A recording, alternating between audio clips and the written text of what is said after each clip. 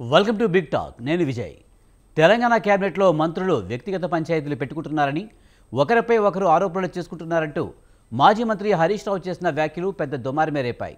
దీనిపై మంత్రి అడ్లూరి లక్ష్మణ్ స్పందించి దమ్ముంటే దీనిపై చర్చకు రావాలని సవాల్ చేశారు.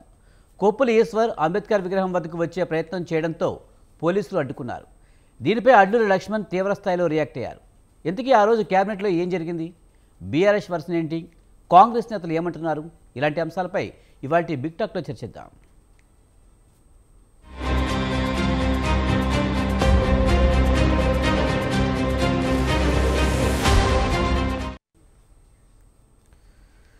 జూబ్లీహిల్స్ ఉప ఎన్నిక దగ్గర పడుతున్న వేళ హరీష్ రావు వర్సెస్ కాంగ్రెస్ మంత్రులు అన్నట్టుగా హాట్ కామెంట్స్ అయితే జరుగుతున్నాయి.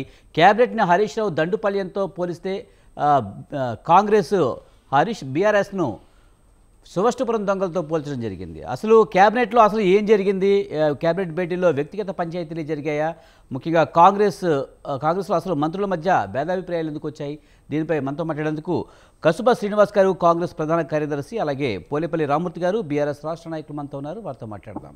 అలాగే మన్యం కోటేశ్వరరావు గారు, విశ్లేషకులు కూడా జాయిన్ అయ్యారు. వారితో మాట్లాడే ప్రయత్నం చేద్దాం. మన్యం కోటేశ్వరరావు గారు, నమస్తే అండి. నమస్తే సార్, క్యాబినెట్ భేటీలో వ్యక్తిగత పంచాయతీలు జరిగాయంటూ హరీష్ రావు కామెంట్ చేయడం, అలాగే దండుపాల్యం అంటూ కూడా హరీష్ రావు అనడం, ఆ తర్వాత కాంగ్రెస్ కూడా బీఆర్ఎస్ నేతలు సువష్టుపురం దొంగలు అనడం, ఎలా చూడాలి? రాజకీయ నాయకులు ఒకరికొకరు దొంగలతో పోల్చుకోవడం ఎలా చూడాలి? ఇప్పుడు మంత్రివర్గ సమావేశం అన్న తర్వాత మంత్రుల మధ్య తలెత్తినటువంటి పంచాయతీల గురించి అధికారులని పక్కకు పంపించి మాట్లాడుకోవడం అనేటువంటిది అదేమి కొత్త అంశం ఏమీ కాదు. గతంలో కూడా తెలుగుదేశం హయాంలోను లేదా కాంగ్రెస్ హయాంలోను ఈవెన్ బీఆర్ఎస్ హయాంలో కూడా అటువంటి పంచాయతీలు తలెత్తినప్పుడు మాట్లాడుతారు. ఇక స్టూవర్ట్పురం దొంగలు లేకపోతే ఇంకొకటి అనేటువంటిది అదే రాజకీయ పార్టీలకు సంబంధించినటువంటి భాష. అందులోనూ ఎన్నికల సమయం వచ్చింది కనుక ఆ విధమైనటువంటి భాషని ఉపయోగించకపోయేట్లయితే వాళ్ళకి కార్యకర్తలకి కిక్కురాదు. అందుకని హరీష్ రావు గారు ఆ విధంగా మాట్లాడటంలో మాట్లాడకపోతే ఆశ్చర్యం తప్ప మాట్లాడితే ఆశ్చర్యం లేదనేది నా అభిప్రాయం. సార్, ముఖ్యంగా కేబినెట్ భేటీ అంటే ప్రజా సమస్య గురించి మాట్లాడాలి. మీరు చెప్పినట్టు వ్యక్తిగత పంచాయతీలు ఉన్నప్పటికీ కూడా ఇది ముఖ్యంగా చూస్తే అవినీతికి సంబంధించిన ఆరోపణలు పంచాయతీలు చేయడం ఎంతవరకు కరెక్ట్? పంచాయతీ అంటే ఇప్పుడు మరి కాంగ్రెస్ పార్టీ స్వయంకృతం ఒక విధంగా చెప్పాలంటే. ఇప్పుడు జరిగినటువంటి ఉదంతం మీద కొండా సురేఖ ఉదంతంలో ఓఎస్డీని తొలగించడం, అతన్ని అరెస్ట్ చేయడానికి పోలీసులు ఆమె ఇంటికి వెళ్ళడం, అక్కడ కొండా సురేఖ కూతురు మాట్లాడినటువంటి అంశాలు, లేదా అంతకుముందు వరంగల్ కాంగ్రెస్ లో ఉన్నటువంటి కొండా సురేఖ వ్యతిరేక నాయకులతో జరిగినటువంటి పంచాయతీల సందర్భంగా కొండా మురళి చేసినటువంటి కామెంట్స్, ఇవన్నీ కూడా మరి వీటన్నిటినీ గుదిగుచ్చి ఒక దగ్గరకు చేరిస్తే అది ఒక పెద్ద దండ అవుతుంది. సహజంగానే ప్రతిపక్షాలుగా ఉన్నటువంటి బీఆర్ఎస్ కావచ్చు, బీజేపీ కావచ్చు, వాటిని వినియోగించుకుంటాయని చెప్పేసి వాటిని మనం తప్పుపట్టాల్సినటువంటి పనే ఉంది. అది ఏ పార్టీ అయినా, ఈవెన్ కాంగ్రెస్ పార్టీ ప్రతిపక్షంగా ఉన్నప్పుడు బీఆర్ఎస్ లో ఉన్నటువంటి తగాదాలు కావచ్చు, లేదా బీజేపీలో ఉన్నటువంటి తగాదాల గురించి పట్టించుకోదా? డెఫినెట్ గా పట్టించుకుంటుంది. ప్రతిపక్షాలకు ఉన్నటువంటి ఒక హక్కు ప్రజాస్వామ్యంలో ఆ విధమైనటువంటిది సహజమైనటువంటి ప్రక్రియ. అందుకని దాన్ని ఎట్లా పరిష్కరించుకుంటారు అనేటువంటిది ఇప్పుడు కొండా సురేఖ ఉదాహరణమే ఉంది. పెద్ద ఎత్తున రచ్చ జరిగిన తర్వాత కదా దానికి ఒక ముగింపు పలకటానికి రేవంత్ రెడ్డి గారు చొరవ తీసుకున్నారా, లేకపోతే అధిష్టాన వర్గమే ఆ రూపంలో అనేటువంటిది మనందరికీ తెలుసు. ఆ ఉదంతం జరిగినటువంటి వెంటనే రేవంత్ రెడ్డి గారు ఆమెను పిలిపించి గట్టిగా ఈ సంగతి ఏమిటి, ఈ విధంగా మాట్లాడటం ఏమిటని చెప్పేసి చేస్తుంటే అది డిఫరెంట్ టర్న్. అట్లా కాదు కదా జరిగింది. రచ్చ జరిగిన తర్వాత కనుక, అందుకని ఒక విధంగా చెప్పాలంటే అది కాంగ్రెస్ స్వయంకృతం. దానికి బాధ్యులు ఎవరు? రేవంత్ రెడ్డి గారా, లేకపోతే కొండా సురేఖ, లేకపోతే ఆయన కూతుర, లేదా ఇతర నాయకుల, అధిష్టాన వర్గం అనేటువంటిది ఎవరికి తోచిన పద్ధతుల్లో వాళ్ళు వ్యాఖ్యానించుకోవచ్చు.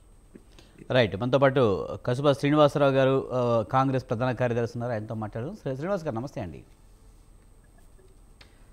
సార్, ముఖ్యంగా క్యాబినెట్ భేటీ గురించి హరీష్ రావు చేసిన వ్యాఖ్యలు కానీ, తర్వాత కాంగ్రెస్ నాయకులు చేసిన వ్యాఖ్యలు కానీ, ఇది ఎంతవరకు కరెక్ట్ అంటారు? ముఖ్యంగా దండుపాళ్యం లేకపోతే సువష్టపురం, ఇది రాజకీయ నాయకుల భాష అంటే ఇంతేనా, లేకపోతే జూబ్లీహిల్స్ ఉప ఎన్నిక వస్తుంది కనుక నిజంగా కోటేశ్వర గారు చెప్పినట్టు అటెన్షన్ డైవర్ట్ చేయడానికి లేకపోతే కార్యకర్తలకి కిక్ ఇవ్వడం కోసం ఇలాంటి వ్యాఖ్యలు చేస్తున్నారు అనుకోవచ్చా?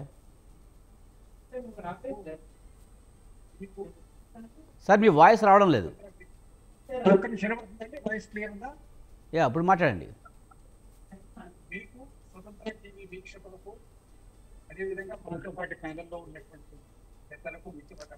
లేదు సార్, వాయిస్ రావడం లేదు, సరిగ్గా రావడం లేదు సార్.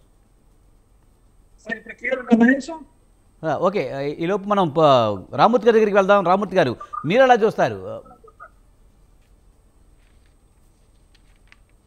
నమస్కారం అండి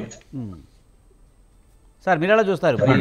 ఈ వ్యాఖ్యలు ఎంతవరకు కరెక్ట్? రాజకీయ నాయకులు మీరు దొంగ అంటే మీరు దొంగ, ఇది ఎంతవరకు కరెక్ట్? అది ఏం లేదండి. రాష్ట్రం ఏదైతే 2014లో మా చేతికి వచ్చిన తర్వాత ఏ విధంగా మేము డెవలప్మెంట్ చేసుకుంటే పోయినాం, దాని తర్వాత వీళ్ళ చేతికి వచ్చిన తర్వాత ఏ విధంగా వాస్తవంగా ఏంటంటే, ఇప్పుడు కాంగ్రెస్ ప్రభుత్వం వచ్చిన తర్వాత రాష్ట్రంలో దొంగలు పడ్డట్టుగా నేను వర్ణిస్తున్నా. ఎందుకంటే మంత్రుల విషయాలు కానీ, మంత్రుల శాఖల విషయాల్లో కానీ, ఇప్పుడు జరుగుతున్న ఇష్యూస్ కానీ, అదే విధంగా వాస్తవంగా చెప్పాలంటే హరీష్ రావు గారు అన్న మాట ప్రతిదీ వాస్తవం. ఎందుకంటే మేము ఏదో కల్పించి చెప్పలేదండి. ఇప్పుడు వాస్తవంగా ఏం జరుగుతుంది, ఏ శాఖల్లో అవినీతి ఏ విధంగా ఉన్నదంటే, వాస్తవంగా చెప్పాలంటే ఆర్థిక శాఖ మొత్తం కమిషన్ల శాఖ అయిపోయింది.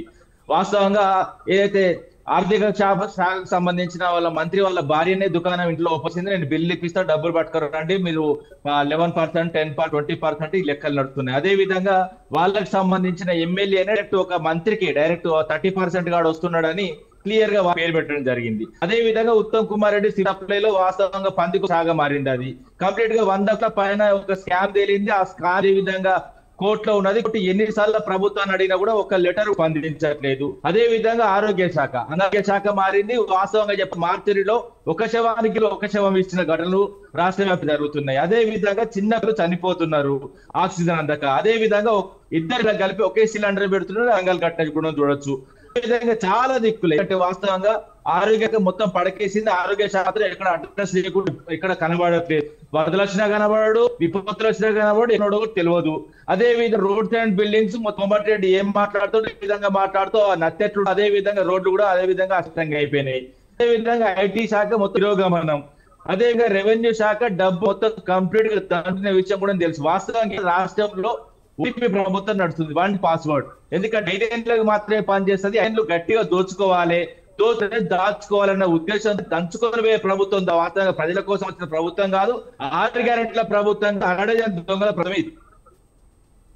నిజానికి మీరంతా మంత్రులందరూ అవినీతి పరులు అని చెప్తున్నారు, కానీ కవితే హరీష్ రావు అవినీతి పరుడు అని చెప్పినట్టు కూడా మరి కాంగ్రెస్ వాళ్ళు కూడా అంటున్నారు. మరి దానికి ఏమంటారు? నేనేమంటున్నా, మా అవిని కానీ మొత్తం మేము చేసిన అభివృద్ధి ఆరోపణలు చెప్పుకుంటే మాట్లాడుకుందామండి. మీకు లెక్క సహా చెప్తా. ఎందుకంటే 22 నెలలు అవుతుంది అది కాంగ్రెస్ ప్రభుత్వం వచ్చి. 22 నెలలు ఏదైతే ప్రతి ఆదాయం ఎంత వస్తుందని నేను లేదు, గౌరవ ఏదైతే ముఖ్య గారే చెప్పారు 18,500 కోట్లు వస్తుందని. అది కాస్త 4 లక్షల కోట్లు వచ్చింది ఇప్పుడు 22 నెలలుగా. దాంతో పాటు వీళ్ళు తీసుకొచ్చిన అప్పు 2,60,000 కోట్లు. ఇవి రెండు కలిపితే 6,67,000 కోట్లు అయిందండి. ఒక మాట్లాడుకుంటే ఒక 2 సంక్షేమము, జీతాలు, పెన్షన్స్ మొత్తం తీసేస్తాం. ఇంకా 4 లక్షల కోట్లు ఉండొచ్చండి. 4 లక్షల కోట్లతోని వాస్తవంగా పందికొక్కులు మేస్తున్నారని వాస్తవంగా అందరూ అనుకుంటున్నారు ప్రజలు. ఏంటంటే ఇప్పుడు మంత్రివర్గంలో కూడా వాళ్ళు డైరెక్ట్ గా ఒప్పుకుంటున్నారు. కొండా సురేఖ వాళ్ళ డాక్టరే బయటకు వచ్చి వివాదాస్పద వ్యాఖ్యలు చేస్తూ ఏ విధంగా కమిషన్ల దోపిడీ చేస్తున్నారు, ఆఖరికి రివాల్వర్లు పెట్టి కంతలు రివాల్వర్లు పెట్టి కమిషన్లు అడుగుతున్నారంటే ఏమవుతుంది? వాస్తవంగా చెప్పాలంటే మీరు చెప్తున్నట్టు కొండా సురేఖ కూతురు సుస్మిత అయితే ఇలాంటి కామెంట్స్ చేసింది, రేవంత్ రెడ్డి మీద కామెంట్స్ చేసింది, ఓకే. కానీ కవిత కూడా హరీష్ రావు మీద కూడా కామెంట్ చేసింది కదా. మరి హరీష్ రావు కూడా అవినీతి పరుడు కిందని మీరు అంటారా? నేనేమంటుంటే కవిత కట్నికగా ఫెయిల్. ఎందుకంటే వాస్తవం ఏంటంటే మెగా కృష్ణారెడ్డి అదే విధంగా ఏదైతే హరీష్ రావు కలిసి కొంత కమిషన్లకు పాల్పడి చెప్పింది. అసలు మెగా కంపెనీ బేడిగడ్డ కట్టలేదు.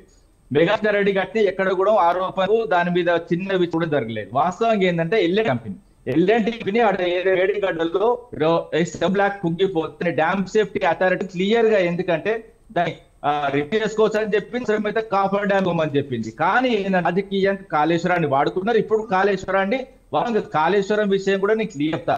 ఆ 100 ఆబ్జెక్ట్ ఒక పిల్లర్ కుంగితే వాస్తవం అంటే ఇప్పుడు కవితక్క మాట్లాడింది అవన్నీ ఏదైతే కాళేశ్వరం మీద ఇప్పటి వరకు వచ్చిన ఆరోపణలు వాస్తవంగా రాజకీయ ఆరోపణలు మాత్రమే, ఇది ప్రూవ్డ్ కాదు. కానీ ఇక్కడ జరుగుతున్నది మొత్తం ఒకటే. ఎందుకంటే సచివాలయాన్ని కమిషన్ల దుకాణం మేమనలే. రామూర్తి గారు, మీరు కవిత చేసిన వ్యాఖ్యలను అయితే ఇవన్నీ ప్రూవ్డ్ కాదని చెప్తున్నారు. మరి ఇప్పుడు మీరు చేసే కామెంట్స్ అన్ని ప్రూఫ్స్ ఎక్కడ ఉన్నాయి? ఆరోపణలే కదా ఇవి కూడా. నేను చెప్తా వినండి. కమిషన్ల దుకాణం మేము చెప్పట్లేదండి. కాంట్రాక్టర్లు 2-3 వచ్చి గొడవ చేసిళ్ళు, మొత్తం సచివాలయం గొడవలు చేసిళ్ళు. అదే విధంగా వాళ్ళ ఎమ్మెల్యేనే 30% అని పేరు పెట్టా. ఇంకోటి ఏంటంటే ఆర్థిక మంత్రి వాళ్ళ భార్య క్లియర్ గా కమిషన్లు తీసుకుంటున్నారా, అందరు కాంట్రాక్టర్లు రాష్ట్ర వ్యాప్త చర్చ నడుస్తుంది. దీన్ని ఎవరు ఆపుతారు? ఇప్పుడు దీన్ని ఎవరు ఆపలేరా? ఇప్పుడు రాజకీయ ఆరోపణకు వాస్తవం చాలా తేడా. వాళ్ళ ఎమ్మెల్యే చెప్తున్నారు. ఇప్పుడు మీకు తెలుసు, నాకు తెలుసు, ప్యానెల్ లో ఉన్న ఆఖరికి ఏదైతే కుసుమ్ శ్రీనివాస్ గారు కూడా తెలుసు, అయితే కమిషన్ ఇస్తే కాంట్రాక్ట్ బిల్లు వస్తున్నాయని 12% నుంచి 1% నడుస్తున్నది. మీరు అవసరమైతే ఒక పట్టుకారండి, నేనే కాంగ్రెస్ దొంగలను ఇస్తా. మరి ముఖ్యంగా అడ్లూరు లక్ష్మణ్ రీసెంట్గా దండుపాళ్యం అనే వ్యాఖ్యలు చేసినందుకు చాలా ఆయన మనస్తాపం చెందారు. ఆయన బయటకు వచ్చి హరీష్ రావుకు సవాల్ కూడా వేశారు. 10 ఏళ్ల కాంగ్రెస్ పాలనకి 10 ఏళ్ల బీఆర్ఎస్ పాలనకి 2 ఏళ్ల కాంగ్రెస్ పాలనకి చర్చకు సిద్ధమా అంటూ కూడా సవాల్ విసిరారు. హరీష్ రావును రామన్నారు అంబేద్కర్ విగ్రహం వద్దకు. ఆయన ఎందుకు రాలేదు? హరీష్ రావు గారేనండి వాస్తవం ఈ చర్చ ప్రజలు పెట్టుతారు. వాస్తవంగా రాకముందు ఏంటండి, రైతు బీమా 0, మేము వచ్చిన తర్వాత వచ్చింది. దాని తర్వాత వ్యవసాయ పెట్టుబడి వ్యవసాయ పెట్టుబడి దివ్యాంగ ఎంత ఇచ్చేదండి 500, మేము వచ్చి 4,000 రూపాయలు చేసినాం. అదేవిధంగా తాపి విద్యుత్ ఎంత ఉండి ఏదైతే 74 మెగావాట్ ఉండే, మేము 4,100 చిల్లర దాకా తీసుకెళ్ళాం. అదే విధంగా ఏదైతే స్థానిక సంస్థ ఏదైతే రిజర్వేషన్ 0 మాకు మేము 50% తీసుకోవచ్చు. సరాసరి ఆదాయం 1,20,104 తీసుకొచ్చింది 3,17,115. అదే విధంగా మెడికల్ కాలేజీ మేము వచ్చిన తర్వాత 9 సంవత్సరాల్లో 30 తీసుకొచ్చినాం. అదే విధంగా కులాలు 178, 122 తీసినాం. అదే రెసిడెన్షియల్ జూనియర్ డిగ్రీ కాలేజీలు 0, మేము వచ్చిన తర్వాత 85 తీసుకొచ్చినాం. అదే విధంగా ఎంబీబీఎస్ సీట్లు 850 ఉండే, మేము వచ్చిన తర్వాత 4,000 చిల్లర తీసుకుపోయినాం. అదే విధంగా నర్సింగ్ కాలేజీలు 5 ఉండే.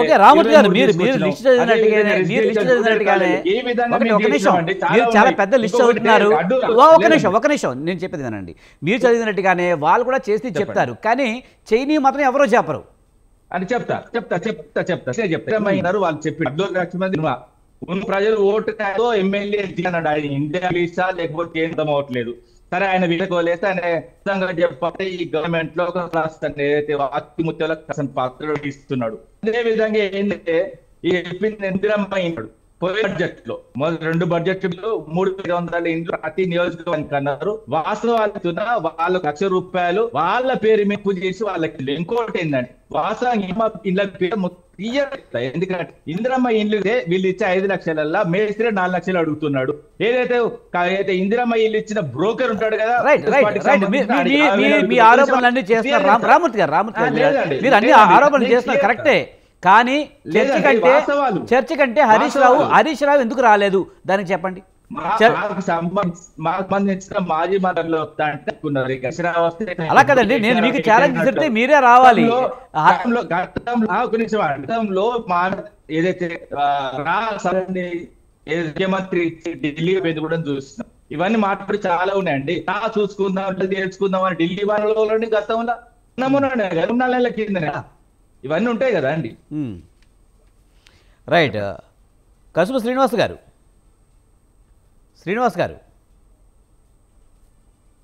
లేదండి, వాళ్ళకు పవర్ ఉన్నాడు. రైట్. కోటేశ్వరరావు గారు మీరేమంటారు? ముఖ్యంగా అడ్డూరు లక్ష్మణ్ అయితే మీరు చర్చకి రావాలి, మీ 10 ఏళ్ళు చేసిన మీ పాలనకి 2 ఏళ్ళు చేసిన మా పాలనకి చర్చకు సిద్ధమా, మీకు దమ్ముందా అంటూ కూడా ఆయన ఒక సవాల్ విసిరారు. కానీ హరీష్ రావు రాలేదు. ఆ ప్లేస్లో కొప్పులేశ్వర్ని పంపించారు. అలాంటి పరిస్థితుల్లో ఆయన అడ్డుకోవడం కూడా జరిగింది. ఎలా చూడాలి? ఇటువంటి ఎన్నికల సందర్భంగా ఆ విధమైనటువంటి సవాళ్లు, అడ్డు సవాళ్లు అదేమి కొత్తేమీ కాదు. ఇప్పుడు స్వయంగా కేసీఆర్ దళిత బంధులో 30% కమిషన్ గురించి కేసీఆర్ చెప్పారు కదా. అందుకని అది మరి బీఆర్ఎస్ పాలనలో కేసీఆర్ ఆ మాట చెప్పిన తర్వాత మరి నైతికంగా సరే రామ్మూర్తి గారు ప్రతిపక్ష పార్టీగా ఆయన అలిగేషన్స్ అవి చేయొచ్చు. రెండోది ఆయన చెప్పిన దాని ప్రకారం 4 లక్షల కోట్లకి లెక్క ఏమైంది అని చెప్పేసి అడుగుతున్నారు. అడగాల్సిందే. ఏం చేస్తున్నారు మరి మీ పార్టీ? కేసీఆర్ అంటే ఆయన అసెంబ్లీకి రాడనుకోండి, అది అర్థమైపోయింది. మిగిలినటువంటి వాళ్ళు మీరు అడిగినటువంటి ప్రశ్న అసెంబ్లీలో ఎందుకు అడగలేకపోతున్నారు? 4 లక్షలకి లెక్క చెప్పండి అని చెప్పేసి రేవంత్ రెడ్డి సర్కార్ని అడిగితే పోలా, జనానికి కన్ఫ్యూజన్ లేకుండా ఉంటుంది కదా. మరి ఎందుకని ఇప్పటి వరకు ఆ విధంగా మీరు చెప్పినటువంటి మొదటి నుంచి అంతంత లెక్కలు చెప్తున్నారు కదా, ఎందుకు అడగట్లేదు? పోనీ అడిగితే సమాధానం చెప్పకపోతే ఇదిగో చూడండి మేము ఈ ప్రశ్న వేశాము, రాష్ట్ర ప్రభుత్వం లేదా ముఖ్యమంత్రి సమాధానం చెప్పట్లేదు, అందుకని 4 లక్షల కోట్లు మొత్తం అంతా కూడా భోంచేశారని చెప్పి చెప్పదు.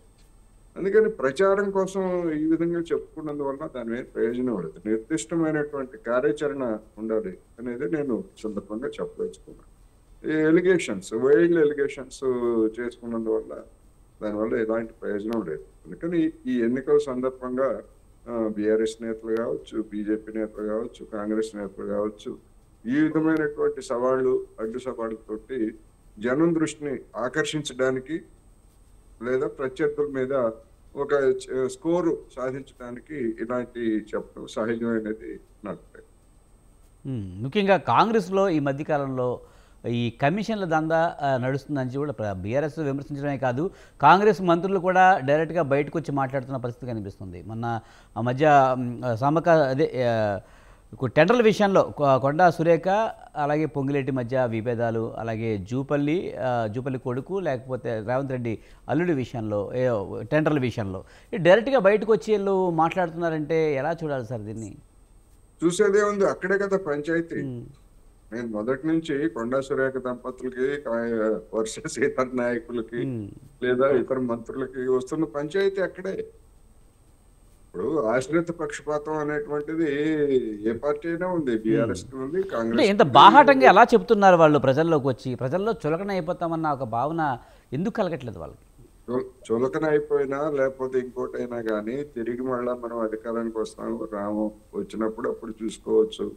అందుకని దానికి అవసరమైనటువంటి డబ్బు, ఆహారం అంతా కూడా ఇప్పుడే సంపాదించుకోవాలంటే మనకెవరు అడ్డు తగలకూడదు.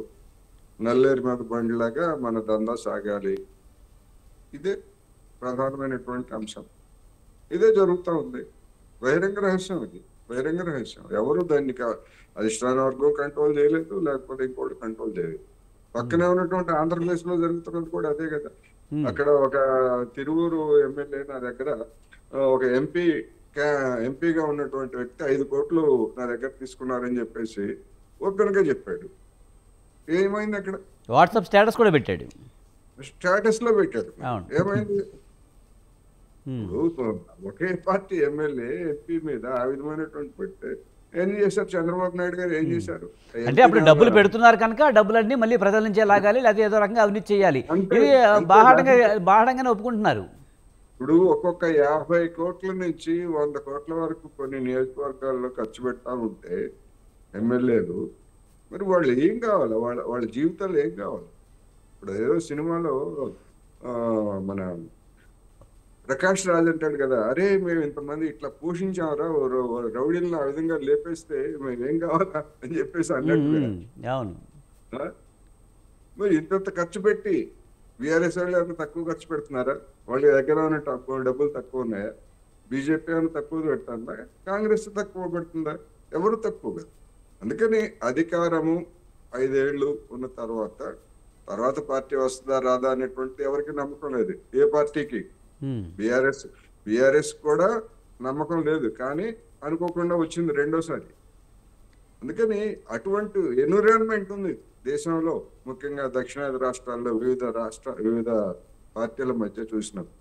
అందుకని దాన్ని ఎవరు కంట్రోల్ చేసేటువంటి స్థితి లేదు, అది జరిగేది కూడా కాదనేది నేను చెప్పదలుచుకున్నాను. అందుకని ఈ విధమైనటువంటి పంచాయతీలు రాబోయేటువంటి రోజుల్లో ఇప్పుడు ఇంకా స్థానిక సంస్థల ఎన్నికలు అవన్నీ కూడా ఉన్నాయి కనుక ఎక్కడ ఏ జిల్లాలో ఆ కాంగ్రెస్ పార్టీ ఓడిపోతే ఆ మంత్రులకి ఉద్యోగాలు పోతాయి గనక లేదా ఆ ఎమ్మెల్యేలకి అక్షింతలు పడతాయి గనక అడిగమణిగి ఉన్నారు.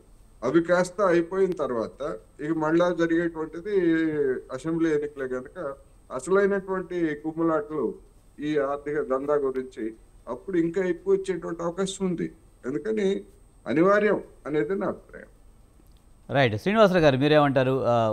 ఈ మధ్యకాలంలో ముఖ్యంగా టెండర్ల విషయంలో కానివ్వండి, లేకపోతే ఈ హలోగ్రామ్ టెండర్ల విషయంలో కానివ్వండి, ఇలాంటి ప్రాబ్లం ఇవన్నీ కూడా డైరెక్ట్గా అవినీతి విషయంలో డైరెక్ట్గా ప్రజల ముందుకు వచ్చి కాంగ్రెస్ నేతలు మాట్లాడుతున్నారు. ఇది ప్రతిపక్షానికి ఒక అస్త్రం కింద మారిపోయింది అనిపిస్తుంది. ఇది ప్రజలకు బాగా తీసుకువెళ్తున్నారు. ఈ అవినీతి మంత్రులన్నీ డైరెక్ట్గానే మాట్లాడుతున్నారు. ఈ నేపథ్యంలో ఇది కాంగ్రెస్కి డ్యామేజ్ చేసే అవకాశం కనిపించట్లేదా? మీకు స్వతంత్ర టీవీ వీక్షకులకు మరియు మాతో పాటు ఉన్న పెద్దలందరికీ కూడా నమస్కారం. ఇప్పుడు మాకు కొద్దిగా సమయం ఇవ్వాలి, అందరికి 2 సార్లు ఇచ్చింది కాబట్టి నాకు ఖచ్చితంగా నా వాయిస్ క్లియర్ ఉంది కదా? ఇప్పుడు క్లియర్గా ఉంది. Okay okay. ఇప్పుడు ఏంటంటే, ఇప్పుడు అడ్లూరు లక్ష్మణ్ గారు ఇవాళ హరీష్ రావు గారు హత్య జరిగినటువంటి దాని మీద మీరు పెట్టినటువంటి చర్చ, దాంట్లో అడ్లూరు లక్ష్మణ్ గారు క్లియర్గా చెప్పారు, క్యాబినెట్లో జరిగిన దాని మీద మేము మాట్లాడుతుంటే మీరు ఫలాని ఈ ప్లేస్ చెప్పినాం, అక్కడికి రండి మనం మాట్లాడదామని వాళ్ళు బహిరంగ ఛాలెంజ్కు మీరు కూడా ఇచ్చారు. మీరు రాలేదు, అక్కడికి కొప్పుల ఈశ్వర్ గారిని పంపారు. కొప్పుల ఈశ్వర్ గారిని కాదు కదా మీరు కామెంట్ చేసింది హరీష్ రావు గారు రావాలి, వస్తే బహిరంగ చర్చకు సిద్ధమని చెప్పారు అంటే వాళ్ళు వెనకంజ వేశారు.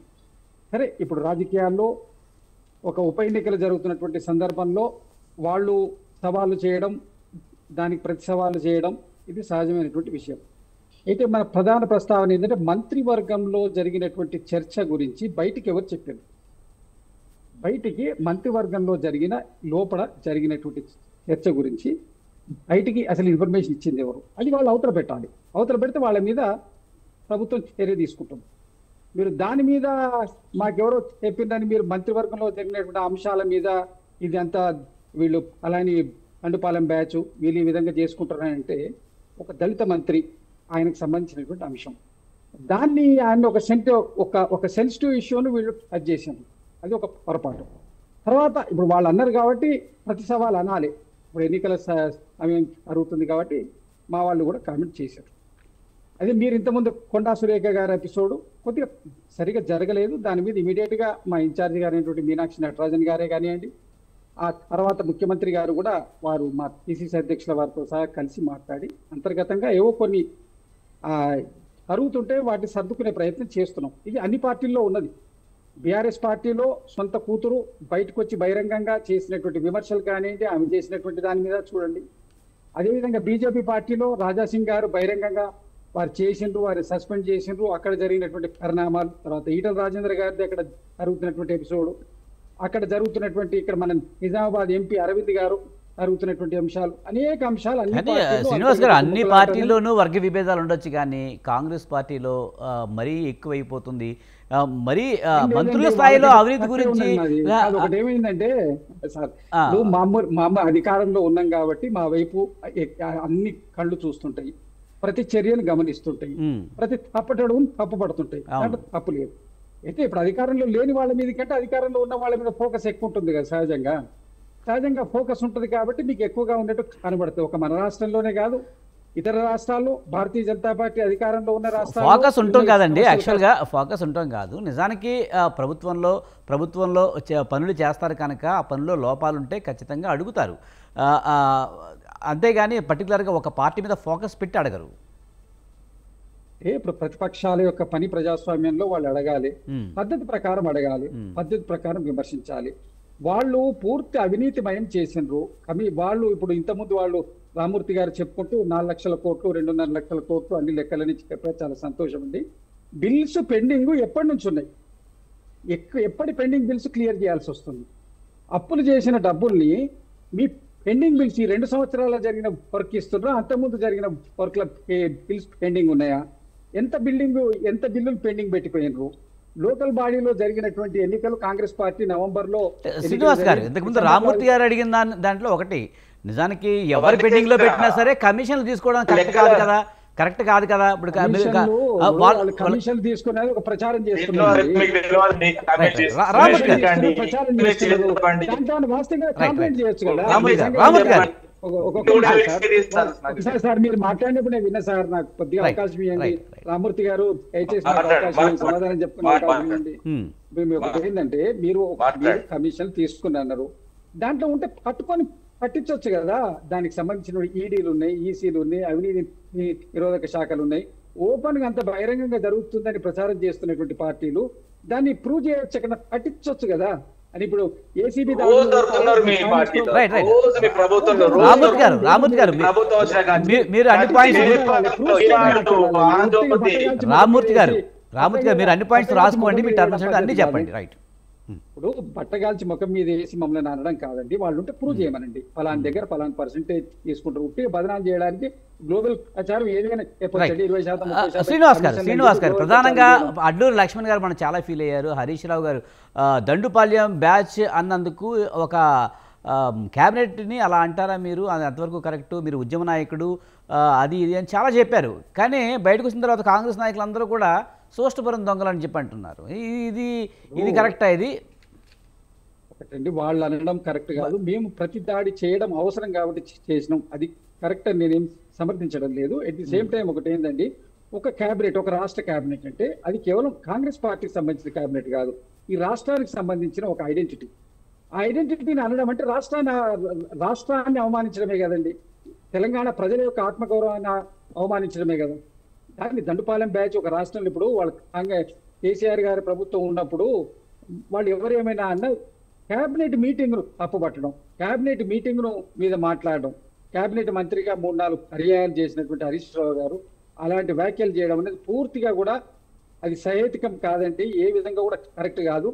అందులో ఈయన దళిత మంత్రిని టార్గెట్ చేసి మాట్లాడడం వీళ్ళకి సంబంధించింది. ఇప్పుడు ఏదో నోరు జారి ఒకతను మాట్లాడిన దాని మీద అనేకమైనటువంటి పొర్లుతుంటాయి. పూర్వకాలంలో ఇంత మీడియా లేదు, ఇంత సోషల్ మీడియా లేదు, ఇన్ని ఛానల్స్ లేవు. అప్పుడు ఏ విషయం బయటికి రాకపోయేది, ఏది మాట్లాడినా. ఇప్పుడు ఏంటంటే ప్రతి మంచి చెడు ఇమీడియట్ గా బయట అవి వైరల్ అవుతున్నాయి. వైరల్ అవుతున్న మాట మీద దీని మీద కొన్ని సమస్యలు వస్తుంటాయి.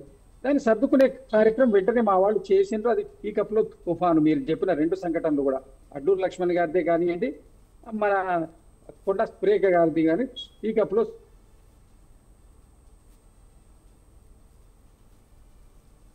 రైట్. శ్రీనివాస్ గారు ఏం పోయింది అక్కడ కాబట్టి ఆధారాలు ఎవరు బయట పెట్టలేదు.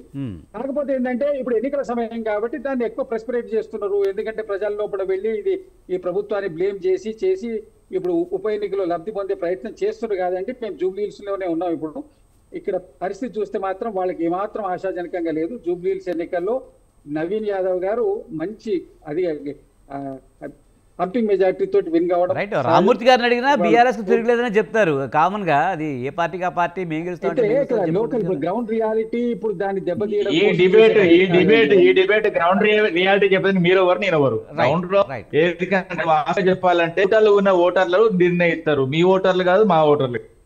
అంటే అంతేలే, ఏదైనా రిజల్ట్ వచ్చిన రోజు బయటకు వస్తుంది అనుకోండి. కానీ శ్రీనివాస్ గారు ఇప్పుడు ఈ మధ్య కాలంలో కొండా సురేఖ అంశం కానివ్వండి, పొంగులేటి కానివ్వండి, డైరెక్ట్ గానే అవినీతి మీద డైరెక్ట్ గానే మాట్లాడు, మాకు టెండర్లు కావాలంటే మాకు టెండర్లు కావాలి, మాకు ఇవ్వట్లేదని డైరెక్ట్ గానే మాట్లాడుకుంటున్న పరిస్థితి కనిపిస్తోంది. ఇదంతా అవగాహన లోపంతో జరుగుతుందా, లేకపోతే ప్రజలు ఏమీ పట్టించుకోరలే, చివరిలో డబ్బే కదా అంతా నడిపిస్తుంది అనుకుంటున్నారా? ఎందుకు ఇలాంటి విషయాలు మంత్రి స్థాయిలో ఉండి చేస్తున్నారు?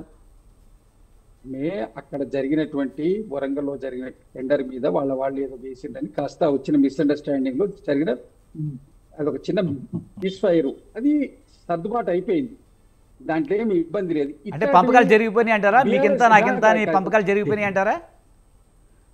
కాదండి, వచ్చిన మిస్అండర్స్టాండింగ్ ను దానికి క్లోజ్ చేసింది అంతే తప్ప ఇంకోటి ఏంది, బీఆర్ఎస్ ప్రభుత్వంలో ఎన్ని జరగలేదు. కాకపోతే అక్కడ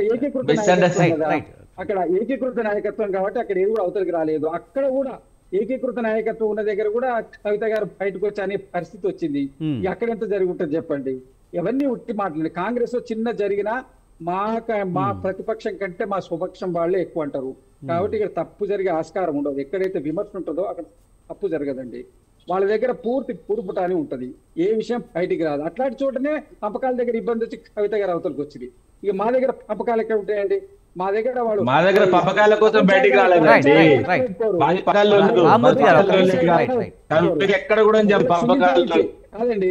ఒకళ్ళకి సింగిల్ చాయ్ ఇచ్చి ఒకళ్ళకి డబుల్ చాయ్ ఇచ్చినా కూడా పంచాయతీ పెట్టుకుంటారు. మా దగ్గర పంపకాలు అనే అట్లా ఉండనే ఉండదు. అవినీతి జరగడానికి ఆస్కారం ఉండదు. ఎందుకంటే ప్రజాస్వామ్యబద్ధంగా ఉంటది కాబట్టి ఇమ్మీడియట్ గా విమర్శిస్తారు. మరి కొండా సురేఖ కూతురు సుస్మిత చేసిన కామెంట్స్ మరి ఏమంటారు? ఒకసారి మీకు ఇస్తాను రామూర్తి గారు. ఫ్రస్ట్రేషన్ లో అమ్మాయి మాట్లాడిందండి. అక్కడ జరిగినటువంటి ఒక సడన్ ఒక కేబినెట్ మంత్రి ఇంటికి వచ్చి అరెస్ట్ చేస్తానే వరకు డైరెక్ట్ గా రేవంత్ మీద కామెంట్స్ చేస్తుంది కదా, అంటే ఎమోషన్ గా మాట్లాడింది. టీవీలు ఉన్నాయి, కెమెరాలు ఉన్నాయి, అందరి దగ్గర సెల్ ఫోన్ ఉన్నాయి కాబట్టి రికార్డ్ చేసిండ్రు, దాన్ని లైవ్ పెట్టిండ్రు. తప్ప ఎమోషనల్ గా of the record on the record ఇంతకుముందు ప్రెస్ మీట్ జరిగితే పూర్వకాలం లోపల రామూర్తి గారికి కానివ్వండి, కోటేశ్వర్ అందరు ఆఫ్ ది రికార్డ్ అని చెప్పి అందరు మాట్లాడేది లీడర్స్. ఇప్పుడు on the record of the record ఏం లేదు, అన్ని ఆన్ రికార్డే ఉంటున్నాయి. ఆన్ రికార్డే ఉండేవారు ప్రతి విషయం బయటకు వస్తుంది.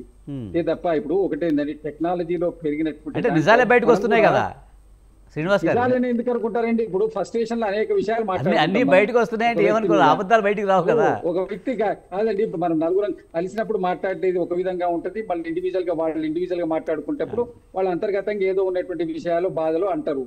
అన్నంత మాత్రాన అవి నిజాలు కావు కదండి. వాళ్ళు ఏదో ఆమె మా కేబినెట్ మంత్రి ఇంటి మీదకి వస్తారా అన్న ఒక ఎమోషన్ లో ఆమె మాట్లాడింది. మాట్లాడేటప్పుడు కాస్త వయసు చిన్న వయసు అమ్మాయి కాబట్టి కాస్త మాట్లాడింది. దానికి రైట్ రామూర్తి గారు. ఇప్పుడు ఏంటంటే నేను శ్రీనివాస్ గారు చిన్న విషయం రేవంత్ రెడ్డి గారు చెప్పిన నిజాలే ఒప్పుకుంటారు కదా, రెడ్డి చెప్పిన విషయాలండి చెప్పండి సార్. ఒప్పుకుంటారా? మీరు ఒప్పుకుంటారా? రెడ్డి మాటలకి మాట ఏ విషయం మీరు చెప్తే ఏ విషయమైనా కాంగ్రెస్ ఎక్కడ ఉంటే అక్కడ నిలిచి ఉంటది అని చెప్పిండు రెడ్డి. అదే విధంగా సోనియా గాంధీని భయవతా అన్నాడు. ఇవి ఒప్పు కదా, ఒప్పుకోరా? ఇప్పుడు సోనియా గాంధీ గారిని ఇవన్నీ లేదా కేసీఆర్ గారు కూడా అసెంబ్లీలో కూడా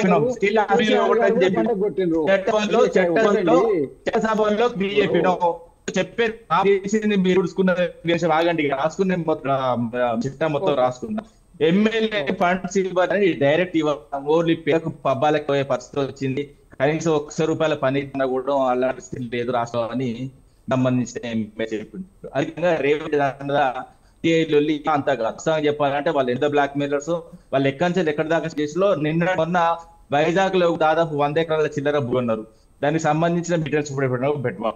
అదే మరి తెలుసుకోవాలి. ఎందుకంటే ఇప్పుడు చాలా విషయం, ఇప్పుడు ఏదైతే జూపెల్లి స్టిక్కర్, ఎందుకంటే ఆ లిక్కర్ స్టిక్కర్ ఏమన్నది అది చాలా చిన్న కాదండి, ₹2 కాదు, 1 కోట్లు ఉంటుంది. అది ఆ విషయం కూడా బయట వచ్చింది. అదేవిధంగా పొంగులేటారు అంతా ఇంత వాసన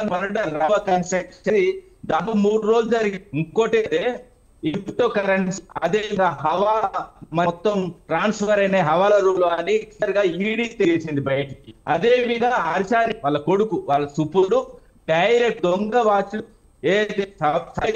కొంటూ డైరెక్ట్ కస్టమ్స్ లో దొరికిడు. అది కస్టమ్స్ ఉన్నది ఈడీ కేసు మొత్తం దొంగలాంటి. అంటే అదే విధంగా పొన్న బ్రాకర్ సివిల్ సైజ్ పెద్దది ఉన్నదా 100 ఇంత 100 కోట్లు దుచ్చుకుంటూ వాస్తవం చెప్పాలంటే శివాలయాన్ని అయితే క్రిస్టియన్స్ దుక్కు చేసుకుంటూ ఈ రోజు మాట్లాడితే ఏమని వాస్తవంగా చెప్పుకుంటే ఓపెన్ మాట్లాడుకుంటే క్యాబ్ లో జరగాలి, ఏం జరిగిందంటే క్యాబినెట్ 3 పిల్లలది బయటకి మనం క్యాబినెట్ లో అందరూ శాఖలో మంత్రి శాఖలు పెడుతున్నారు కాబట్టి అందరూ సంఘం పంచుకోలే కాబట్టి పంచుకోవడం ఏమైందంటే ఏ విధంగా కూడా చర్చ బయటతే మన చెప్పులు కొడతారని ముగ్గురు దానికి క్యాబినెట్ అవసరం. దానికి 3 పిల్లలు సంబంధించి వాస్తవంగా ప్రభు డైరెక్ట్ నేను తీసుకోవచ్చు. అది కూడా ఇప్పుడు కాదండి, ఎన్టీ రామారావు పెట్టిన కథ.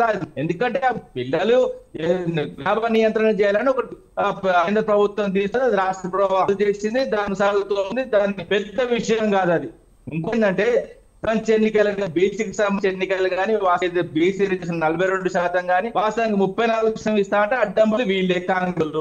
ఈ రోజు కూడా 42% ఇస్తా కూడా వాళ్ళకి సంబంధించిన మాధవరెడ్డి ఆయన పోయి అడ్డం పట్టు. ఇంకోటి ఇచ్చినట్టు వాళ్ళు చేస్తారు, వీళ్ళే ఇచ్చినట్టు ఇస్తారు, వాళ్ళే ఆపుతారు. ఇలాంటి వాస్తవంగా చేసినట్టు తెలంగాణ పాలిటాన్ చేసినట్టు ఉద్యమకారులను నిలబెట్టుకున్నట్టు దేశంలో వాస్తవంగా చెప్తే ఇందిరాగాంధీ 95 సార్లు అప్పులు చేసి 369 కాల్చిన పార్టీ.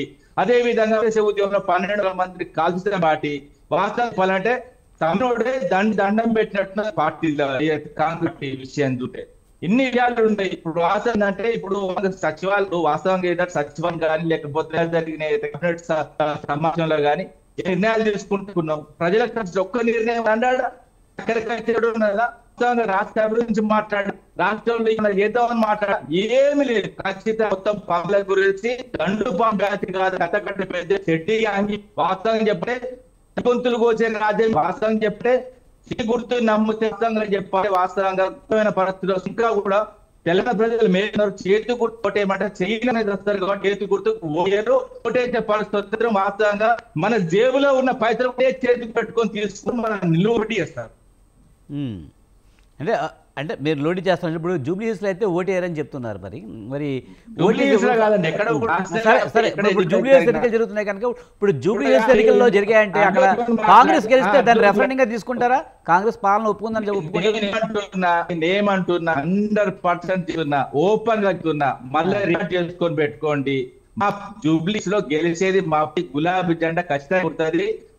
ఏంటంటే హైదరాబాద్ ప్రజలను ఏదైతే పీడిస్తున్నారు ఒక ఉమర్ లాగా పట్టు వాస్తవం చెప్పాలంటే అసలు జూబ్లీస్ లో కాంగ్రెస్ బీఆర్ఎస్ కాదు బీజేపీకి ఎంఐఎంకి అని బీజేపీ వాళ్ళు అంటున్నారు పోటీ. నేను ఒకటి చెప్పాలంటే ఇప్పుడు మేము ఓపెన్ గా మేము 2 మేము చెప్పుకుంటున్నాం. ఈ 2 నెలలుగా మీరు వేసుకొని చెప్పుకోండి. మేము వాళ్ళు అడ్డం పడతాం. కేంద్రంలో కూడా 800 ఎంపీలు ఉన్నారు, 800 అసెంబ్లీలో వాళ్ళు కూడా ఉన్నారు బీజేపీ సంబంధించిన వాళ్ళు. వాళ్ళు ఏం చేసేం లేదు. అక్కడ ఉత్సవ విగ్రహాలు, ఇక్కడ ఉత్సవ విగ్రహాలు. 8 మంది కాంగ్రెస్, 8 మంది బీజేపీకి సంబంధించిన అదే ఒక ఎంఐఎం. వాస్తవంగా చెప్పంటే తెలంగాణకు అక్కరాను తెలంగాణ అస్తిత్వం గురించి ఒక కొట్లాట్లేదండి. వీళ్ళు గెలిచిందేం తప్ప ఈ 17 మందితోని వాస్తవంగా తెలంగాణకి ఇంతవరకు చిన్న 2 నెలలుగా చూస్తున్నాడు. వాస్తవంగా ఒక్క పని తీసుకొచ్చినట్టు ఇందులో నుంచి ఆ పసు కూడా మొత్తం కంప్లీట్ వస్తే అమ్ముకుంటున్నారు. 10% 20% అమ్ముకుంటారు ఎంపీలు. చూపెడతా ఒక్కొక్క అన్నది. రైట్. కోటేశ్వరరావు గారు, ప్రధానంగా చూస్తే కనుక 2 పార్టీలు ఒకళ్ళకొకళ్ళు పౌరుష పదజాలంతో వాడుకుంటున్నారు. దొంగల దండుపాళ్యం అంటే సోషపురం ఒకళ్ళు అంటున్నారు. కానీ ఇలా కామెంట్ చేసుకునే పరిస్థితుల్లో మన అడ్డూరు లక్ష్మణ్ ఒకటి అన్నారు, బీసీ క్యాబినెట్ మంత్రులు ఉన్న ఈ క్యాబినెట్ గురించి దండుపాళ్యం అనకూడదని చెప్పి అంటున్నారు. అంటే ఇప్పుడు ఏదైనా అంటే ఇప్పుడు బీసీయో లేకపోతే ఎస్సీ ఎస్టీ కార్డు ఏదో ఒకటి తీస్తారు బయటికి, దాన్ని మళ్ళీ రాజకీయం చేస్తారు. అంతేనా? ఇదేనా రాజకీయం అంటే? ఇప్పుడు కులాన్ని తీసుకురావడం అనేటువంటిది ఒక అవాంఛనీయమైనటువంటి వైఖరి. అది ఎవరు తీసుకొచ్చినా, ఏ పార్టీ వాళ్ళు తీసుకొచ్చినా కులాన్ని తీసుకురావడం అనేటువంటిది ఒక అవాంఛనీయమైనటువంటి వైఖరి. ఇప్పుడు మొన్న విస్తరణ సందర్భంగా మాకు ఫలానా శాఖలే కావాలి లేదా ఫలానా శాఖలు వద్దు అనేటువంటిది ఒక చర్చ జరిగింది. అంతకుముందు కొండ మురళి గారు ఏం చెప్పారు, మాకు డబ్బులు రాని శాఖలు ఇచ్చారు, మేమే ఎదురు పెడుతున్నాము ప్రతి నెల కొన్ని లక్షల రూపాయలు అని చెప్పేసి ఆయన బహిరంగంగా చెప్పాడు కదా. అందులో బీసీ ఓసీ సమస్య ఏముంది? ఎవరికి వాళ్ళు బీసీలైనా ఓసీలైనా లేకపోతే ఇప్పుడు అనేక రాష్ట్రాల్లో జరిగినటువంటి పరిణామాలను చూసినప్పుడు మరి అవినీతి ఆరోపణలు లేదా జైలుకు వెళ్ళినటువంటి వాళ్ళు అన్ని కులాల వాళ్ళు ఉన్నారు కదా. బీసీలు ఉన్నారు, ఎస్సీలు ఉన్నారు, ఎస్టీలు ఉన్నారు, అందరు ఉన్నారు కదా. అందుకని అవినీతి అనే దానికి వచ్చేసరికి అక్కడ కులం అనేటువంటిది ఒక దాన్ని రక్షణగా చేసుకొని మనోభావాలని ముందుకు తీసుకొచ్చేసి బీసీల మీద పెత్తనం చేస్తున్నారు లేదా ఎస్సీల మీద పెత్తనం చేస్తున్నారు. ఇటువంటివన్నీ కూడా ఎవరి మీద పెత్తనం చేస్తున్నారు అనేటువంటిది సమస్య. కానీ ఇది కులాన్ని తీసుకురావడం అనేటువంటిది దాని వెనకాల ఒక రాజకీయం ఉంది డెఫినెట్ గా. అది ఎవరు తీసుకొచ్చినా, కొండా సురేఖ కూతురు తీసుకొచ్చినా లేకపోతే ఇంకోళ్ళు తీసుకొచ్చినా ఒకటి. రెండోది వివేక్ గారి మధ్య లేదా అడ్లూరు లక్ష్మణ్ గారి మధ్య కూడా జరిగినటువంటిది కూడా చూసాం. మరి ఇద్దరు మొత్తంగా చూసినప్పుడు సమాజంలో వాళ్ళిద్దరు కూడా వివక్షకు గురవుతున్నటువంటి సామాజిక తరగతికి చెందినటువంటి వాళ్లే కదా. మళ్ళా వాళ్ళల్లో వాళ్ళే నేను వస్తే వివేక్ లేచి వెళ్ళిపోతున్నాడు, నా పొడగెట్టట్లేదని చెప్పేసి మరి అడ్లూరు లక్ష్మణ్ గారు చేసినటువంటి కామెంట్స్ ని మరి ఎట్లా చూడాలి? అందుకని ఎక్కడికక్కడ ఈ విధమైనటువంటి కులాన్ని తీసుకురావడం అనేది మంచిది కాదు. కులం ఉన్నది, అదొక వాస్తవం, దాన్ని ఎవరు కాదంటలేదు. కానీ తమ అక్రమాలకి వాటిని కులాన్ని అడ్డు పెట్టుకొని అది ఆ విధంగా తీసుకురావడం అనేటువంటిది నథింగ్ బట్ బ్లాక్మెయిల్ తప్ప మరొకటి కాదనేది నాకు. అలా సుస్మిత కూడా ఇదే మాట మాట్లాడింది. బీసీ మంత్రులకి వాల్యూ లేదు, బీసీలను తొక్కేస్తున్నారు అన్నట్టుగానే మాట్లాడింది. పైగా నువ్వు రెడ్లంతా ఒకటి అయిపోయారు, ఉత్తమ్ కుమార్ రెడ్డి, రేవంత్ రెడ్డి, పొంగులేటి శ్రీనివాసరెడ్డి అంటూ కూడా కామెంట్ చేసింది. అంటే మనకి ఇక్కడ గెలవలేమంటే ఏదో ఒక అంశాన్ని, ముఖ్యంగా కులాన్నో మతాన్నో లేకపోతే ప్రాంతాన్నో తీసుకొచ్చి హైలైట్ చేయాలి, దాన్ని ఒక ఎల్బీగా పెట్టుకోవాలి, లేదా ఇతర ప్రయోజనాల కోసం దాన్ని ముందుకు తీసుకురావాలి. అదే ఆ విధమైనటువంటిది ఎవరు చేసినా తప్పే కదా. బీసీలు చేసినా, ఎస్సీలు చేసినా, ఎస్టీలు చేసినా, ఓసీలు చేసినా, ఎవరు చేసినా తప్పే. అందుకనే కదా ఆయన కోర్టులో కేసు వేసినటువంటి మాధవ్ రెడ్డి వేరే ఛానల్స్ లో మాట్లాడుతూ ఓసీలకు కూడా రిజర్వేషన్లు పెట్టాల్సిందే అని చెప్పేసి డిమాండ్ చేశాడు. అతని రాజకీయం అతను ఆడుతున్నాడు. ఇప్పుడు ఇక్కడ కాంగ్రెస్ కి చెందినటువంటి మాధవ్ రెడ్డి కోర్టులో కేసు వేశారని చెప్పేసి అంటున్నారు కదా. మరి మహారాష్ట్రలో ఇదే అంశం మీద మరి అక్కడ బీజేపీ ప్రభుత్వం చేసినటువంటి నిర్ణయానికి వ్యతిరేకంగా కేసు వేసినటువంటి వాళ్ళు ఎవరు మరి? ఇవన్నీ ఉన్నాయి కదా. ఒక వాస్తవం ఎవరైనా కావచ్చు, పార్టీలతో నిమిత్తం లేకుండా. అక్కడ ఎన్నికలు జరిగినటువంటి ఎన్నికలు కూడా రద్దయినాయి కదా. మరి అందుకని ఇది ఒక సమస్య. ఈ సమస్య మీద ఎవరైనా అదే చెప్తాను. అందుకని ఈ సమస్య ఇప్పుడు రేపు గవర్నర్ ఆమోదం ఇచ్చాడు, హైకోర్టు ఆమోదం తెలిపింది, గో హెడ్ అని చెప్పింది. అన్ని చేసిన తర్వాత కోర్టుకు వెళ్తే సుప్రీంకోర్టు కుదరదని చెప్పింది. జనవరి లోపల మీరు ఇప్పుడున్నటువంటి నిబంధనల ప్రకారం 50% లోపల రిజర్వేషన్ తోటి మీరు ఎన్నికలు జరపాల్సిందే అని చెప్పింది. తమిళనాడు విషయం కూడా అదే చెప్పింది. 9th షెడ్యూల్లో ఉన్నప్పటికీ దాన్ని కూడా మేము సమీక్షించడానికి మాకు రైట్ ఉంది. ఆ 50% అనేటువంటిది, 69% అనేటువంటిది విద్య, ఉపాధి, ఉద్యోగాలు ఇటువంటి వాటిల్లో తప్ప స్థానిక సంస్థల ఎన్నికలకు వచ్చేసరికి మీరు 50% నిబంధనను అమలు జరపాల్సిందే అని చెప్పేసి తమిళనాడు ప్రభుత్వాన్ని కూడా ఆదేశించింది సుప్రీంకోర్టు. నేను అందుకే చెప్తున్నా మొదటి నుంచి ఈ విషయాలన్నీ కాంగ్రెస్ తెలియదా? తెలుసు. అయినా కానీ 42% పేరుతోటి అదొక రాజకీయం ముందుకు తీసుకొచ్చింది. బీజేపీ వాళ్ళకి తెలియదా? తెలుసు. అయినా కానీ ఎలాంటి మినహాయింపులు లేకుండా మేము పక్కాగా సమర్థిస్తున్నాం అని చెప్పేసి అసెంబ్లీలో వాళ్ళు ఒక నాటకం, బీఆర్ఎస్ నాటకం కూడా అదే. బీఆర్ఎస్ వాళ్ళకి తెలియదా? మరి ఇప్పుడు ఇటువంటి సమస్యలు వస్తాయి, మరి ఇదైతే ఏమవుతుంది అనేటువంటి విషయాన్ని ఎవరైనా ఇదంతా ప్రజలకు తెలియదు అంటారా? ప్రజల అమాయకులు అంటారా? ప్రజలకు కూడా తెలుసు అంటారా? ప్రజలకు కూడా తెలుసు, అందరికి తెలుసు అండి. ఒకటి ఏంటంటే వాళ్ళకు ముందు అడిగేసినప్పుడు దొంగ అడిగైనా కూడా ఏంటంటే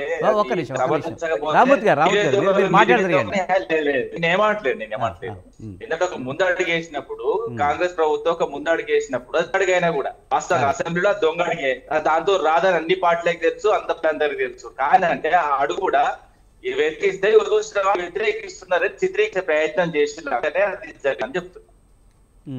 మురళి గారు, ఆ సమస్య విజయ్ గారు, ఆ సమస్య పరిష్కారం కావాలంటే పార్లమెంట్ లో రాజ్యాంగ సవరణ చేసి రక్షణ కల్పించాలి. ఎట్లాగైతే ఈడబ్ల్యూఎస్ రిజర్వేషన్లకి రక్షణ కల్పించారో అదే విధంగా రాజ్యాంగ సవరణ చేస్తే, అటువంటి రాజ్యాంగ సవరణ చేయాల్సినటువంటి బీజేపీ కూడా ఇక్కడ తెలంగాణలో బంధుకు పిలిపిస్తే మేము కూడా మద్దతు ఇస్తున్నాం అని చెప్పి ఎవరికి వ్యతిరేకంగా అంటే మహానాటకం నడుస్తూ ఉంది.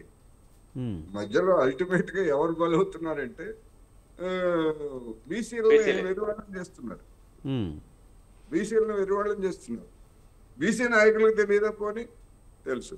మరి బీసీ నాయకుడిగా ఉండి బీజేపీ ఎంపీగా ఉన్నటువంటి ఆర్ కృష్ణయ్య గారు నేను పోరాడతానంటారు. ఎవరి మీద పోరాడతారు? ఎప్పుడన్నా అడిగాడా ఆయన? నరేంద్ర మోడీ గారు మీరు రాజ్యాంగ సవరణ చేయండి, లేకపోతే నేను రాజీనామా చేస్తాను నా పదవికి, నాకు అవసరం లేదని చెప్పేసి ఎప్పుడైనా చెప్పాడా? ఇట్లా అయితే మన బీసీ బంద్ ఎప్పుడైతే భలే కామెడీ అనిపించింది. అన్ని పార్టీలు బంద్లో పాల్గొన్నాయి, చేయాల్సిన పార్టీలు కూడా బంద్లో పాల్గొని చేయాల్సిందని చెప్పడం అంటే ఇంకా ప్రజలు ఏం అర్థం కాదు, వాళ్ళకి ఏం తెలియదనే పార్టీలు భావిస్తున్నాయి. అందుకనే చెప్తుంది ఇప్పుడు ఆ, కృష్ణయ్య గారు బీజేపీ ఎంపీ, ఎవరికి వ్యతిరేకంగా ఆయన బంధుకు పిలిపించాడు? బీజేపీ బలపరిచింది. ఎవరికి వ్యతిరేకంగా బీజేపీ బలపరిచింది? న్యాయ వ్యవస్థన. న్యాయ వ్యవస్థని మరి చెప్పొచ్చుగా. ఒకవేళ మేము హైకోర్టు దాన్ని లేదా సుప్రీంకోర్టు దాన్ని ఎందుకు చెప్పలేదు అంటే, మణిపూర్ లో జరిగినటువంటిది బీజేపీకి తెలియదా? మణిపూర్ లో మైతీలుగా ఉన్నటువంటి వాళ్ళని గిరిజనులుగా, ట్రైబల్స్ గా మారుస్తూ వాళ్ళని రిజర్వ్డ్ కేటగిరీగా చేయమని చెప్పేసి అక్కడ హైకోర్టు లేని అధికారాన్ని ఉపయోగించుకొని, హైకోర్టుకి అలాంటి సిఫార్సు చేసేటువంటి అధికారం లేదు. ఫలానా విధంగా చట్టం చేయండి, ఫలానా వాళ్ళకి రిజర్వేషన్ కల్పించండి, వీళ్ళని ఎస్సీల నుంచి తీసి బీసీల్లో వేయండి, బీసీలను తీసి గిరిజనుల్లో వేయండి అని చెప్పేటువంటి అధికారం సుప్రీంకోర్టుకు కూడా లేదు. చట్టాలు చేసినటువంటి చట్టాలు సక్రమంగా ఉన్నాయా లేదా అనేటువంటి వ్యాఖ్యానం చేసి దాని మీద తీర్పులు చెప్పడానికి తప్ప ఫలానా విధంగా చేయాలని ఆదేశించేటువంటి అధికారం సుప్రీంకోర్టు లేదు. మన రాజ్యాంగం ఇచ్చినటువంటిది అది. అక్కడ మైతీలకి మీరు రిజర్వేషన్లు కల్పించే అంశాన్ని మీరు పరిశీలించండి అని చెప్పేసి సుప్రీంకోర్టు చెప్తే, మణిపూర్ 2 సంవత్సరాల క్రితం వగ్గుమంతం ప్రారంభమైంది, ఇప్పటికే ఆరలేదు. అక్కడ ప్రభుత్వం లేదు. సుప్రీంకోర్టు కూడా చివాట్లు వేసింది కదా. హైకోర్టు మీకేం అధికారం ఉందని మీరు ఆ విషయాల్లో ఆ విధమైనటువంటి సిఫార్సు చేశారని చెప్పేసి సుప్రీంకోర్టు కూడా చివాట్లు వేసింది. మరి అంటే న్యాయ వ్యవస్థలో ఉన్నటువంటి వాళ్ళు కూడా కొంతమంది వివాదాస్పదులైనటువంటి న్యాయమూర్తులు లేదా రాజకీయాలకు ప్రభావితులైనటువంటి న్యాయమూర్తులు ఈ విధమైనటువంటి సిఫార్సులు, కామెంట్ల ద్వారా ఒక రాష్ట్రాన్ని సంవత్సరాల తరబడి ఎట్లా తగలబెట్టచ్చో మణిపూర్ చక్కటి ఉదాహరణ. ప్రధానమంత్రి వెళ్ళడం, రాష్ట్రపతి వెళ్ళడం, ఏమి రాజకీయం అండి ఇది? అందరికీ తెలిసినటువంటి రాజకీయం కదా. మరి అటువంటిది మరి ఇక్కడ మహారాష్ట్రలో బీజేపీ కూడా ఎదుర్కొంటుంది కదా ఇదే సమస్య, 50% సమస్యని. మరి మహారాష్ట్రలో బీజేపీ ఎదుర్కొంటున్నప్పుడు నరేంద్ర మోడీ గారిని మహారాష్ట్ర బీజేపీ ఎందుకు డిమాండ్ చేయదు? మధ్యప్రదేశ్ లో కూడా ఇదే సమస్య, మధ్యప్రదేశ్ లో ఉన్న కూడా బీజేపీనే. మరి ఈ 2 రాష్ట్రాలు ప్రధానమైనటువంటి పెద్ద రాష్ట్రాల్లో ఉన్నటువంటి వాళ్ళు, బీజేపీ వాళ్ళు నరేంద్ర మోడీ గారిని ఏం మాట్లాడారు? ఇక్కడ మాత్రం వచ్చి మేము బీసీఎల్కి మద్దతు, మేము అన్నిటికీ మద్దతు, అది అని చెప్పేసి షో చేస్తాం. ద్వంద్వ ప్రమాణాలు రాజకీయ పార్టీలు. 9వ షెడ్యూల్లో పెట్టమని, మహారాష్ట్రలో దాని అంశాన్ని కూడా 9వ షెడ్యూల్ పెట్టమని అడిగేటువంటి నోరు లేదు కదా బీజేపీ వాళ్ళకి. అన్నిటికంటే ముఖ్యం వాళ్ళ చిత్తశుద్ధికి రోహిణి కమిషన్ వేసి, 2015లో రోహిణి కమిషన్ వేసి ఓబీసీల్లో కేటగిరీస్, ఎస్సీల్లో కేటగరైజేషన్ ఎట్లాగైతే డిమాండ్ ముందుకు వచ్చిందో, ఓబీసీల్లో కూడా కేటగరైజేషన్ కి కమిషన్ వేశారు, రోహిణి కమిషన్. ఆ కమిషన్ నివేదిక ఆలస్యం అయింది, అడగలేదు. ఏదో విధంగా ఇచ్చారు. ఇచ్చి కూడా 2 ఏళ్ళు అవుతుంది, రాష్ట్రపతికి ఇచ్చి 2 ఏళ్ళు దాటింది. 2 సంవత్సరాల 2 నెలలు 3 నెలలు మొత్తం టాపిక్ అంతా మళ్ళీ వెళ్ళిపోతుంది. అంటే ఇక్కడ రాజకీయ ఇప్పుడు జూబ్లీ హిల్స్ ఎన్నికల్లో జరుగుతున్నటువంటి చర్చలు ఇవన్నీ కూడా వస్తున్నాయి కదా. అందుకనే చెప్తున్నా. అందుకనే అన్ని పార్టీలు ఈ విధమైనటువంటి జనాన్ని మోసం చేసేటువంటివి ఉన్నాయి. అందుకని జూబ్లీ హిల్స్ ఓటర్లు ఏ విధమైనటువంటి తీర్పిస్తారు ఏమిటి అనేటువంటిది ఒక ఆసక్తికరమైనటువంటిది. 3 పార్టీలకు కూడా ఇది అగ్ని పరీక్షే. డిఫరెంట్ రీజన్స్ తోటి, ఒక్కొక్క పార్టీకి ఒక్కొక్క రీజన్. రైట్. శ్రీనివాస్ గారు, నిజంగా జూబ్లీ హిల్స్ ఉప ఎన్నిక అయితే ఇది ఖచ్చితంగా అగ్ని పరీక్ష అని చెప్పి కోటేశ్వరరావు గారు అంటున్నారు. ఇప్పుడు అడ్డూరి లక్ష్మణ్ కానీ, హరీష్ కానీ, లేకపోతే అవినీతి ఆరోపణలకు సంబంధించి కానీ, ఇవన్నీ కూడా ఈ ఎలక్షన్స్లో రిఫ్లెక్ట్ అయ్యే అవకాశం కనిపిస్తుందా? ఇప్పుడు జూబ్లీ హిల్స్ ఎన్నికలు అనేటివి ఇక్కడ స్థానికమైనటువంటి సమస్యలు, స్థానికమైనటువంటి విషయాల మీదనే ఎక్కువ ప్రాధాన్యత ఉంటుంది. రాష్ట్రానికి సంబంధించి, క్యాబినెట్కి సంబంధించి, రాష్ట్ర వ్యవహారాల మీద కంటే ఇక్కడ వాళ్ళకు ప్రధానంగా జూబ్లీ హిల్స్ ప్రజలు ఆలోచిస్తుంది 3 సంవత్సరాల కాలం వాళ్లకు ఒక అధికార పార్టీతో ఉండేటువంటి అవకాశం లభించింది. దాన్ని వాళ్ళు సద్వినియోగం చేసుకుంటారు ప్రజలు. ఎందుకంటే ఈ 3 సంవత్సరాలు డెవలప్మెంట్ కానివ్వండి, మిగిలిన అనేక అంశాల్లో అధికార పార్టీతో ఉండడం వల్ల ఉపయోగం ఉంటుంది అనేది ఒక ప్రధాన అంశం. రెండోది ఏంటంటే, నవీన్ యాదవ్ అనేటువంటి క్యాండిడేట్, లోకల్ క్యాండిడేట్, అతను వ్యక్తిగతంగా 2 సార్లు కాంటెస్ట్ చేయడం, అతనికంటూ ఒక సొంతంగా ఒక ఇమేజ్, అతనికంటూ ఒక సొంతంగా ఒక నెట్వర్క్ ఉన్నటువంటి వ్యక్తి. అతను ప్రూవ్డ్ క్యాండిడేట్ కాబట్టి అతను మాకు ఇక్కడ విజయం అనేది నల్లేరు మీద అడకకిదే చెప్పుకోవాలి. అయినా కూడా రేవంత్ రెడ్డి గారు, మా ముఖ్యమంత్రి గారు, మా పిసిసి అధ్యక్షుడు మహేష్ కుమార్ గౌడ్ గారు అందరు టోటల్ గా ఉన్నటువంటి ఎమ్మెల్యేలను, ఎంపీలను, మంత్రులను, కాంగ్రెస్ ముఖ్య నాయకులందరినీ కూడా బూత్ల వారీగా వాళ్ళను ఇన్ఛార్జ్లుగా పెట్టి అక్కడ మందిగానే వర్కౌట్ చేస్తున్నాం. ప్రజలు సానుకూలంగా స్పందిస్తున్నారు. మేము నిన్న సోమాజిగూడ డివిజన్లో మీటింగ్ పెడితే వాళ్ళ అపార్ట్మెంట్స్ లో ఉన్నటువంటి వాళ్ళు కూడా వచ్చి ముందుకు వచ్చి అవిన్ యాదవ్ వేయడానికి వాళ్ళు ఏ విధంగా వేస్తాం, ఎందుకు వేస్తాం అన్న విషయం వాళ్ళే చెప్తున్నారు. సానుకూలమైన వాతావరణం ఉందండి. దానికి ఇప్పుడు వీళ్ళు ఏదైతే ఒక భయాందోళన చేయడానికి కేటీఆర్ గారు మాట్లాడుతూ మీరు కాంగ్రెస్ ఓటు వేస్తే హైడ్రాక్ వేసినట్టే అని చెప్పేటువంటి ప్రయత్నాలు కానివ్వండి, ఇవి కానివ్వండి, ఏవి కూడా ప్రజలు పట్టించుకునే. ముఖ్యంగా ఈ ఎలక్షన్స్ లో ఈ మధ్య జరిగిన ఈ పొంగులేటి కొండా సురేఖ లేకపోతే జూపల్ ఇష్యూనే ఎక్కువగా రేస్ చేస్తున్నారు కదా, అది రకంగా మైనస్ అయ్యే అవకాశం లేదా? కాంగ్రెస్ ప్రభుత్వం ఉంటే అవినీతి అని చూపించే ప్రయత్నం చేస్తున్నారుగా. ఇప్పుడు ప్రజలు ఏ ప్రభుత్వాన్ని అవినీతి కాదని అనుకుంటున్నారు. కాళేశ్వరం డ్యామ్ ఇక్కడ కూలిపోయి 1,00,000 కోట్ల అవినీతో, 90,000 కోట్ల అవినీతో అనేది జరిగిన ప్రచారాలు, అనేకమైనటువంటి అంశాలు ఎప్పటి నుంచో నానుతుంది. అది ఎప్పటి నుంచో నానుతుంది మీరు చెప్పింది అయితే. కానీ ఇప్పుడు లేటెస్ట్ గా జరిగే అంశాలు ప్రభావం ఎక్కువ చూపించవచ్చు కదా. ఏముండవండి, వాటి ప్రభావం ఏమి ఉండదు. అది నిజంగా కూడా సమస్య కాదు. అది కేవలం గ్లోబల్ ప్రచారము. ఇది బీఆర్ఎస్ పార్టీ అధికారంలో లేకపోవడం, ఈ ఉప ఎన్నిక నేపథ్యాన్ని వాడుకొని ప్రభుత్వాన్ని ఎక్కువగా భ్రష్టు పట్టించే ప్రయత్నం చేస్తుండ్రు అన్నదానికే ప్రాధాన్యత ఇస్తారు. కానీ ఇక్కడ ఏ విధంగా లోకల్ అంశాలు, ఇక్కడ ఉన్నటువంటి ఇష్యూస్ వీటి మీద, ఎందుకంటే గత 2-3 నెలలుగా కాంగ్రెస్ పార్టీ తీవ్రంగా తీసుకొని ఇక్కడ అనేకమైనటువంటి అభివృద్ధి కార్యక్రమాలు శ్రీకారం చుట్టింది. అవన్నిటి కూడా ప్రజలు గమనిస్తున్నారు. ఈ 3 సంవత్సరాలు ఈ నియోజకవర్గ ప్రజలు వాళ్ళకి కావాల్సినటువంటి మౌలిక వసతులు కానివ్వండి, వాళ్ళకి కావాల్సిన అవసరాలు సాధించుకోవాలంటే అధికార పార్టీతోటి స్థానికుడైనటువంటి నవీన్ యాదవ్ గారితో ఉండాలనేది వాళ్ళ స్థిర నిశ్చయంతో మెజార్టీ ప్రజలు ఉన్నారు. దాంట్లో ఎలాంటి అది లేదు. ఎందుకంటే మళ్ళీ బీఆర్ఎస్ పార్టీకి వేస్తే 3 సంవత్సరాలు ఒక ప్రతిపక్షం వాళ్ళు అధికారంలోకి వచ్చి 3 సంవత్సరాలు ఏం చేయగలుగుతారు? మళ్ళీ పోరాటాలు చేయడమే తప్ప అభివృద్ధి జరగదు అనేది ఒక విధమైనటువంటి అభిప్రాయంలో ప్రజలు ఉన్నారు. 100% ఈ ఎన్నికలు కాంగ్రెస్ పార్టీకి మేలే జరుగుతుంది. దాన్ని చెడగొట్టే ప్రయత్నం కోసం అనేక కోణాల్లో ప్రయత్నం చేస్తుంటారు. అదొక కోణం. ఇప్పుడు చేస్తున్నటువంటి ఆరోపణలు, హరీష్ రావు గారు చేసినటువంటి ఆరోపణలు, అంతకంటే ఎక్కువ వేరేం లేదు.